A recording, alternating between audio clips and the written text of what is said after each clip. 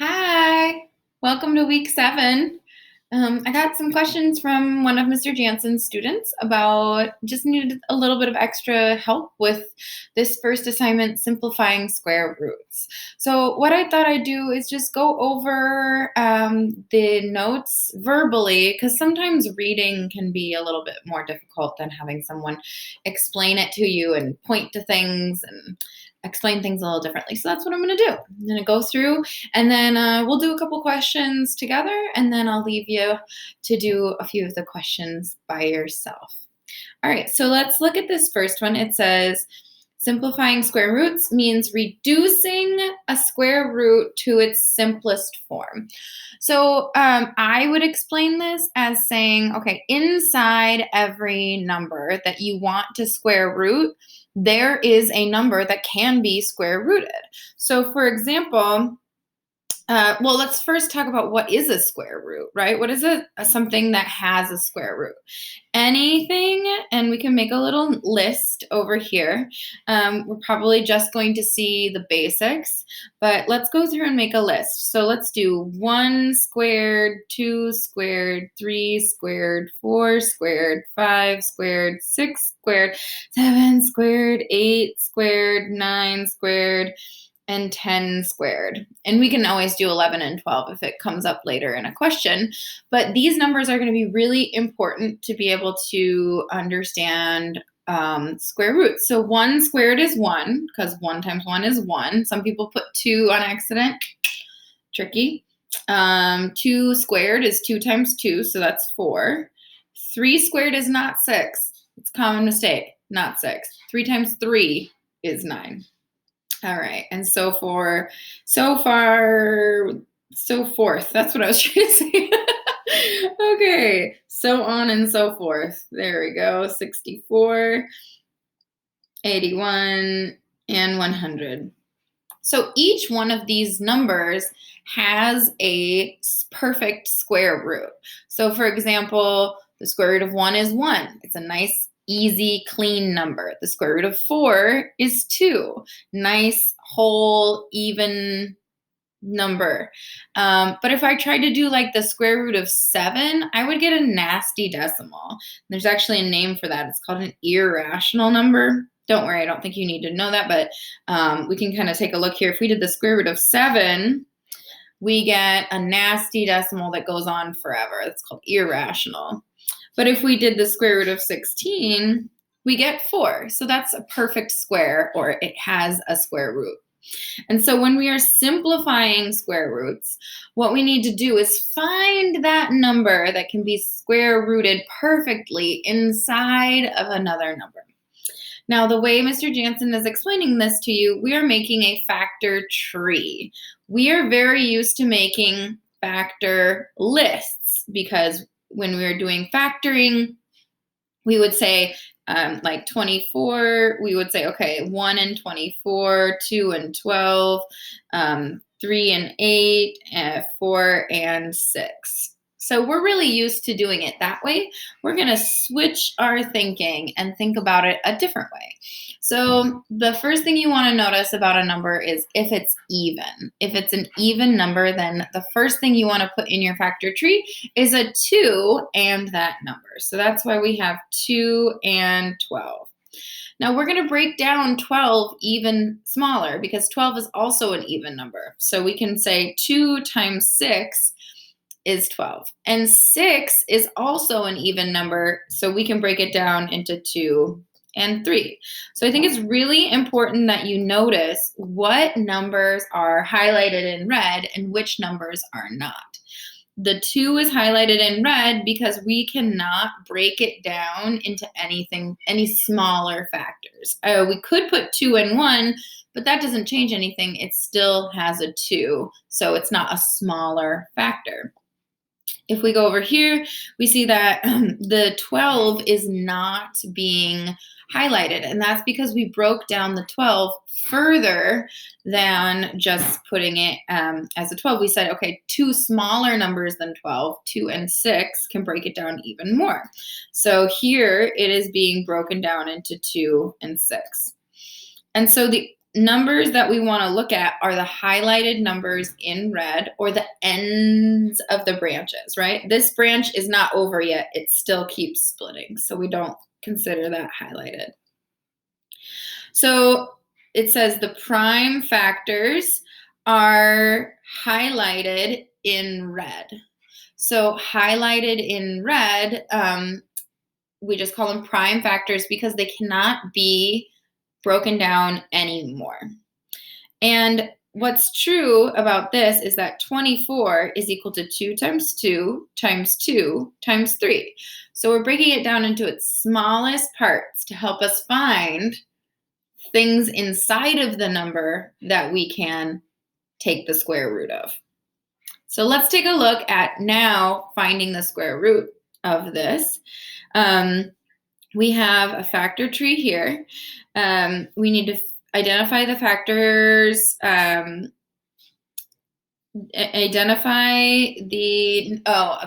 So this is the same factor tree as we just looked at, and then we use the factor tree to write it as a product of all of these prime factors. Now, if we were to break this down, we could say that 24 is 2 times 2 times 2 times 3. Since we have two numbers that are the same, we know that that is 4. And we also know that 4 has a square root that is equal to 2.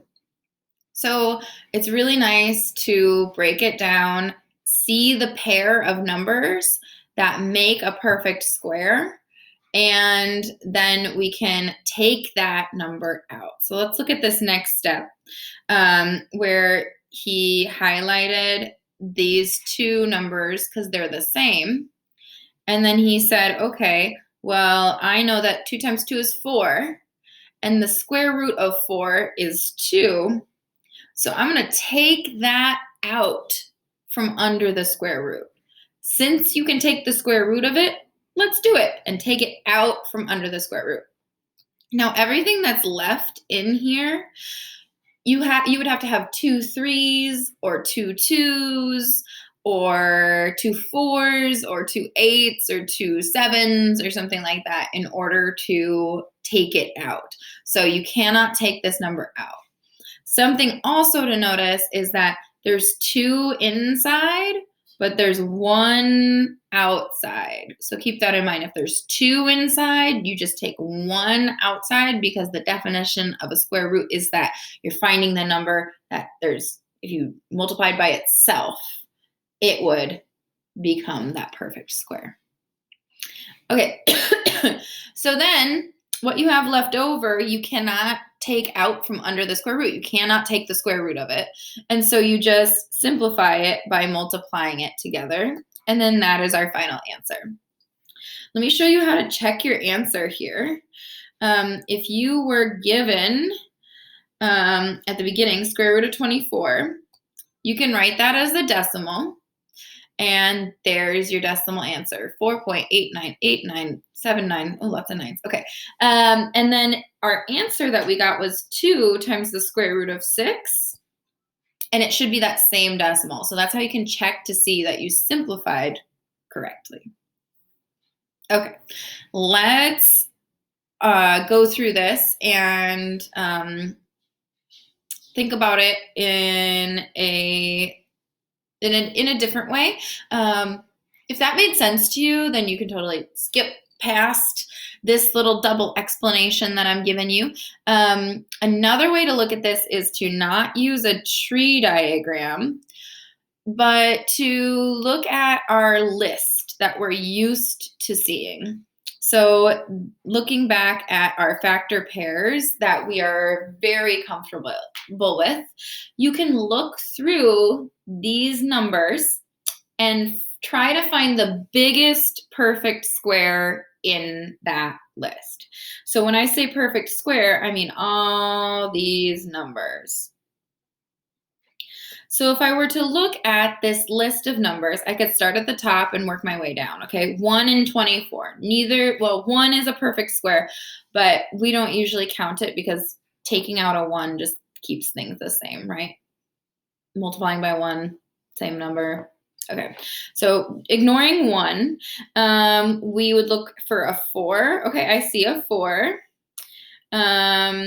There's no 9s. 12 isn't on the list. 8 isn't on the list. 3 isn't on the list. 6 isn't on the list. So the rest of these don't work. So the only perfect square that we have in our list is 4. And also, therefore, it's the biggest perfect square that is on our list.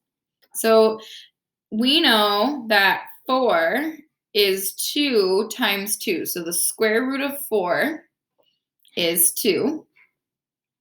And so what this means is I could rewrite this, since we know it's the square root of 4 times 6, take the square root of the 4, and therefore it's released from the square root. You take it out from the square root. It is free once you become 2.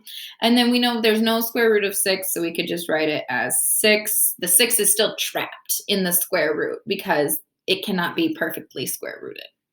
So just a different way to look at the same problem, but we got the same answer. So I'm going to do a couple more of these. I'll go through this teacher example again. I'll do it both ways. I'll do it Mr. Janssen's way, and then I'll do it my way with the factor pairs instead. You ready? I'm ready. Great. Let's go. All right. So making the factor pair tree. What you want to make sure you're doing is starting, if it's an even number, start with 2. So 72 divided by 2, 36. Okay, 36 is an even number, so I know I can divide it by 2. You would get 18. 18 is an even number, so I know I can divide it by 2 again. There's your 2, and the 9 is left over. And then I know that 9 is 3 times 3. So 3 times 3, I know that I can divide it by 3 times 3. It's not an even number. So this one has quite a few numbers in its prime factorization. Remember, this whole thing where we multiply all the ends of the branches together is called a prime factorization.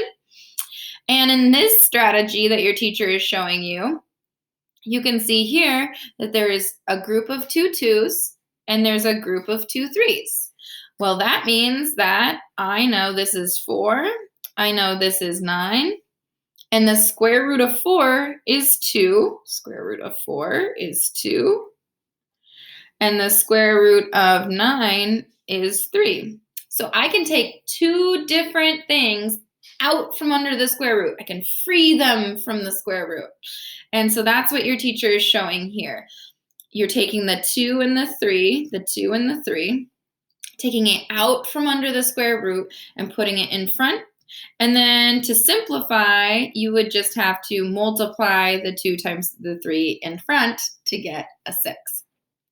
Now, how could you do this doing a factor pair list instead?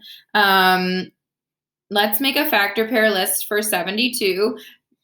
Issue with this is 72 is kind of a big number, so it's going to be a long factor pair list, but it's good to see a different strategy. Maybe it's easier, maybe it's not. All right, so we're going to start with 72. I'll just do it right here. And I know I always start with 1 and the number, and then I just work my way up until I get to 2 numbers that there's no more numbers to try in between. So 2 and 36, 3 and, what is it? 72 divided by 3. I should know this. 24. And then 4 times 72 divided by 4. I think it's 18. 72 divided by 4. 18. I was right. Yay. Doesn't work for 5. 6 does work. I think it's 6 and 12. Let me make sure. Yeah. And then 7 doesn't work. And I'm pretty sure 8 doesn't work. Maybe I'm wrong. Let me double check. Oh, it is. Okay. Oh, done. Man, I just really need to work on my multiplication skills here. So now we're looking at these lists of numbers. We need to think, what is the biggest perfect square that is in that list? Now, going back up to our list that we made before of all the perfect squares, and I'll kind of copy this and then take it down here, and I will paste it so I can reference it.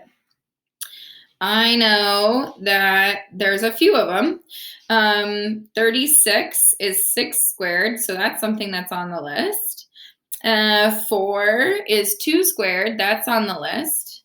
And 9 is 3 squared, and that's on the list. But I want to know what's the biggest number that I can, the biggest perfect square. Okay, so I found it. My biggest perfect square is 2 and 36. So I'm going to rewrite my perfect square using those two things. I'm going to say, okay, instead of square root of 72, I'm going to say it's the square root of 2 times, and actually it's best to put the bigger number first, 36 times 2. 36 is a perfect square. Square root of 36 is 6. So we can free the 36 from the devilish square root, making it 6 on the outside, and then it's a square root of 2 on the inside. That poor 2, no square root of 2. So, well, there is, but it's a decimal. All right, so let's check our answer. We're going to do the square root of 72, 8.48, and then we're going to do 6 root 2. Hey, we got it right. So that's me checking my answer. Okay, so we saw 2 different strategies to get the same answer. And I guess I will help you get started on this next question, but I want you to try and do your assignment on your own. That doesn't mean you can't ask me for help again, but I just want to make sure you're actually trying, because with math especially, you don't really learn unless you try on your own. Like, you can't just watch a teacher do it over and over and then be able to do it. Your brain needs that practice to get it. Okay, so I'm going to get you started on the 12. So remember, with the factor tree, you want to make sure that if it's an even, you're doing 2 and then the number that divides. And then 6 is also even, so I have a 2 and then a 3. So if we're doing the prime factorization, we would rewrite it just like Mr. Janssen did and say, okay, root 12 is equal to the square root of 2 times 2 times 3. And then the next thing is to notice that you have the square root of 2 2's. So that those two things make a pair, and therefore you can find the square root. And the square root of 2 times 2, 2, right? The square root of 4 is 2. So again, we would free the pair of numbers in the prime factorization. They are now free of the square root, but that 3 has to stay inside because it doesn't have anything to make a square root. Like, if it had another 3 with it, it would be 3 times 3, which is 9. Square root of 9 is 3. So then we could have taken it out, but in this case, we cannot. Okay, so how can we do the same thing using the factor pair list? Oh, I said I was just going to get you started on that one. I guess I'm doing this one with you. That's the joys of being a math teacher, math nerd. You actually like doing it. You don't want to stop. So when you're making a factor pair list, remember that you want to do all the factor pairs that are possible. Get a little sip coffee here. Okay. And now we are looking through this list to find the biggest number that has a square root. So 12 does not have a square root, or is not a perfect square, right? It's not a perfect square root. 6 is not a perfect square root. 3 is not, 2 is not, but 4 is. So we could rewrite this I will plug my computer in just a second. We're going to rewrite this as these factor pairs. So instead of having root 12, I now have the square root of 4 times 3. I know that the square root of 4 is 2, so it can be freed from the constraining square root box that it's been put in. And it becomes a 2 on the outside, and then you keep the 3 in the square root because it does not have a perfect square root. All right, and then again, check your answers. Square root of 12. There's our decimal. We make sure it's the same as 2 root 3. All right, looks good. Okay, go ahead and get started using whichever method you like. These are the answers here. Final answers are right here. So make sure that maybe you could do it 2 different ways and see if you get the same answer, or make sure you're checking your answer on a calculator. All right, I hope this was helpful, and feel free to contact me if you have any questions. Have a good day.